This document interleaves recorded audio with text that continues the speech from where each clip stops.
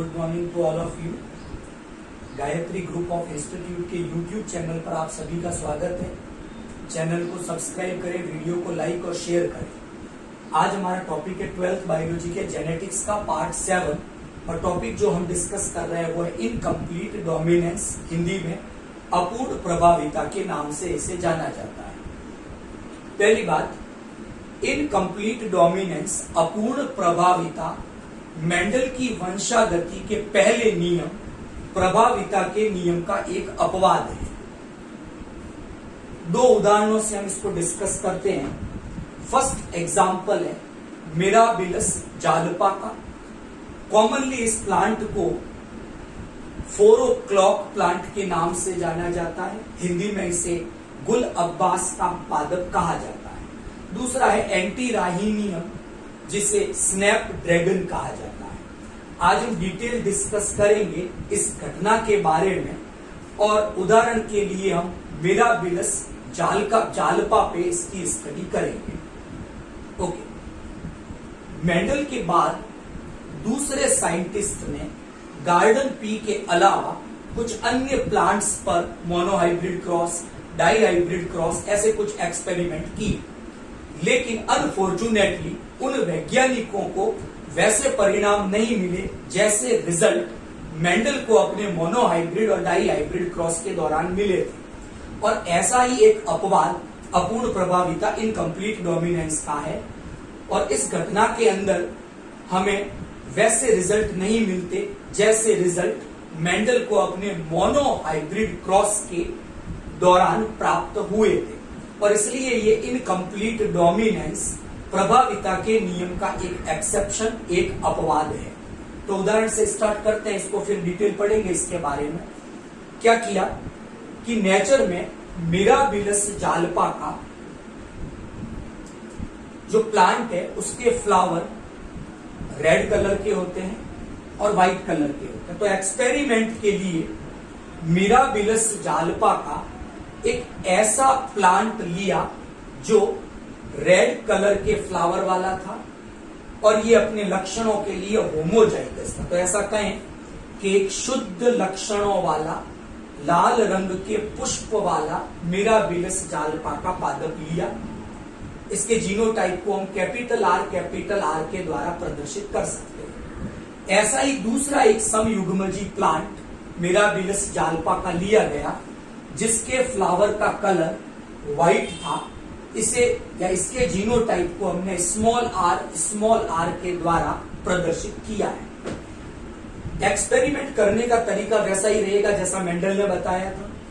इन दोनों समयुग्मजी पादपों के मध्य कृत्रिम परागण, क्रॉस पॉलिनेशन करवाया और जो सीड प्राप्त हुए उन्हें उगाकर F1 पीढ़ी प्राप्त की। तो वैज्ञानिकों ने देखा कि F1 पीढ़ी के सभी पादपों के पुष्प गुलाबी रंग के थे, पिंक कलर के थे। जबकि मेंडल ने अपने एक्सपेरिमेंट में ऐसा देखा था कि F1 पीढ़ी में दोनों जनकों में से किसी एक जनक के लक्षण ही प्रकट होते हैं और जो लक्षण प्रकट होता है, जो विकल्प प्रकट होता है, उसे मेंडल ने प्रभावी कहा था। और जो प्रभावी की उपस्थिति में प्रकट नहीं हो पाता, मेंडल ने उसे अप्रभावी कहा था। लेकिन यहां पर इस कारक के जो ये विकल्प हैं, इन लक्षण के जो दो विकल्प हैं, उनमें प्रभावी और अप्रभावी का कोई संबंध नहीं है। विषम युग्मजी अवस्था के अंदर capital R small R genotype की स्थिति में एक नया लक्षण प्रारूप उत्पन्न होता है, एक नया फिनोटाइप आता है जो दोनों जनकों का इंटरमीडिएट मध्यवर्ती है। वो ना लाल है ना सफेद है, वो गुलाबी रंग है, जो लाल और सफेद का मध्यवर्ती लक्षण है। एक्सपेरिमेंट के अगले भाग में इन F1 पीढ़ी के पादपों का आपस में स्वपरागण करवाया और प्राप्त की F2 पीढ़ी। मेंडल को अपने एक्सपेरिमेंट में F2 पीढ़ी के अंदर जो लक्षण प्रारूप अनुपात मिला था वो 3:1 था। 75% प्लांट प्रभावी लक्षण वाले थे, केवल 25% प्लांट अप्रभावी लक्षण वाले थे। लेकिन यहां पर जो लक्षण प्रारूप अनुपात है वो 3:1 नहीं मिलकर 1:2:1 प्राप्त हुआ। एक पादप ऐसा प्राप्त हुआ जिसके पुष्प लाल रंग के हैं, 2 पादप ऐसे प्राप्त हुए जिसके पुष्प गुलाबी रंग के हैं, और 1 पादप ऐसा प्राप्त हुआ जिसके पुष्प सफेद रंग के। तो यहां पर जो मोनोहाइब्रिड फिनोटाइप रेशियो है, जो लक्षण प्रारूप अनुपात था 1 संकर संकरण का 3:1, उससे विचलन आ गया है और यहाँ पर एक नया लक्षण प्रारूप अनुपात मिला 1:2:1। तीसरी इंपॉर्टेंट बात कि यहाँ पर जो जीन प्रारूप अनुपात, जो जीनोटाइप है, वो भी 1:2:1 है।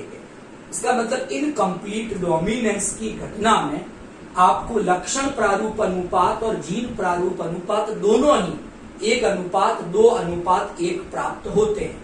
और इस प्रकार ये घटना मेंडल की वंशागति के पहले नियम प्रभाविता के नियम का एक अपवाद है। अगर मैं कंक्लूजन के रूप में कहूं, निष्कर्ष निकालूं, तो इनकम्प्लीट डोमिनेंस 2 कारणों से मेंडल की वंशागति के प्रभाविता के नियम का एक अपवाद है। उसमें पहला रीजन तो ये है कि मेंडल ने ऐसा कहा था कि एक लक्षण के जो 2 विकल्प है या एक कारक के जो 2 विकल्प है, उनमें हमेशा प्रभावी और अप्रभावी का संबंध होता है। लेकिन इस घटना में ये संबंध समाप्त हो गया है और इसीलिए विषम युग्मजी अवस्था में दोनों जनकों का एक मध्यवर्ती लक्षण प्रारूप उत्पन्न होता है और एक नया फिनोटाइप देखने को मिलता है। दूसरा निष्कर्ष हमें ये दिखता है यहाँ पर कि मोनोहाइब्रिड रेशियो जो लक्षण प्रारूप है वो 3:1 आना चाहिए, जबकि इस घटना में मोनोहाइब्रिड रेशियो जो है लक्षण प्रारूप अनुपात है वो 3:1 नहीं आकर 1:2:1 आता है। तो आज हमने डिस्कस किया वंशागति के पहले नियम प्रभाविता के नियम का एक अपवाद, जिसका नाम है इनकम्प्लीट डोमिनेंस। हिंदी में इसे अपूर्ण प्रभाविता के नाम से जाना जाता है। ये मेंडल के वंशागति के पहले नियम का अपवाद क्यों है? तो निष्कर्ष रूप में 2 बातें ध्यान में रख सकते हैं। पहली बात कि यहां पर दोनों कारकों के विकल्पों के बीच में प्रभावी और अप्रभावी का कोई संबंध नहीं है। दूसरी बात कि जो लक्षण प्रारूप अनुपात है, जो मोनोहाइब्रिड क्रॉस में 3:1 आना चाहिए, वो यहाँ पर 1:2:1 प्राप्त होता है। ऐसी ही घटना जंतुओं के अंदर अंडुलेशियन फाउल्स में पाई जाती है। इन फाउल्स के अंदर जो फेदर का कलर है, पंखों का जो रंग है, पर का जो कलर है, वो भी इस इनकम्प्लीट डोमिनेंस की घटना का ही एक उदाहरण है। Thank you.